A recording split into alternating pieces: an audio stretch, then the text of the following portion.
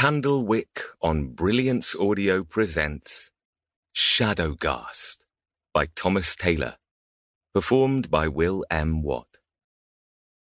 Do you remember your first ghastly night? The first time you saw Eerie-on-Sea's special Halloween show? The first time you gathered on the pier with your friends and family and huddled in the cold night air and the glow of the manglewick candles as you waited for the magic to begin? Perhaps you were carried there on your dad's shoulders, caramel apple in one hand, sparkler in the other. Or perhaps you peeked from snug inside your mum's coat as the puppet master lit the lantern. Remember how you blinked in the beam of eerie light? Remember how the strange fumes tickled your nose? Remember how you gasped in wonder as the showman's hands conjured puppets of shadow, forms and phantasmagoria that crept and capered and danced above you in the smoky autumn air? And did you see it? Did you catch a glimpse of that extra shadow? One not made by the skillful showman's fingers. A shadow not cast by anything at all. A crooked figure, cavorting in dark delight at the edge of the lantern's beam. Never, when you turned to look, quite where you thought it was, but always there, hunting, tormenting, snatching the showman's shadow puppets one by one till the show was ended. And the smoke curled away to nothing, and all the shadows were gone, and no sound remained but the hiss of the lantern and the creak of the pier and the churn of the endless sea. Well, do you remember? Did you ever see the Shadowghast?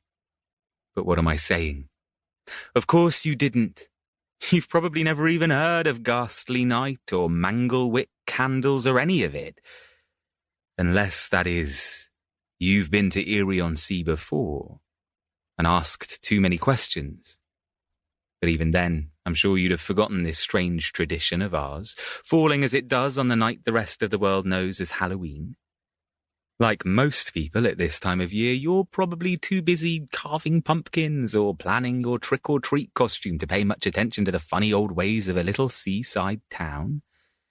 Too busy make-believing in goblins and ghosts to worry about the one legend of a bad spirit that might actually be true. And that's fine. For you. But if you lived in Eerie, you'd see it differently. If you stayed behind when the summer tourists left and the candy-coloured signs of seaside fun faded into the dark of winter, you'd know. You, too, would hurry a little faster through the blustery streets as the days grew shorter and the shadows long. And when the end of October finally arrived, you'd put up a manglewick candle for protection, too. Just in case. Just in case this is the year that Ghastly Night is forgotten and no showman lights a lantern on the pier to conjure shadow puppets in offering to the dark. For if that should ever happen, so folks say, the Shadowghast, enraged by the insult, would hunt instead for the shadows of the living. But I see you're smiling.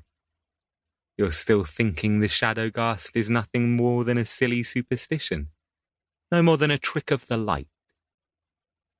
Only remember this.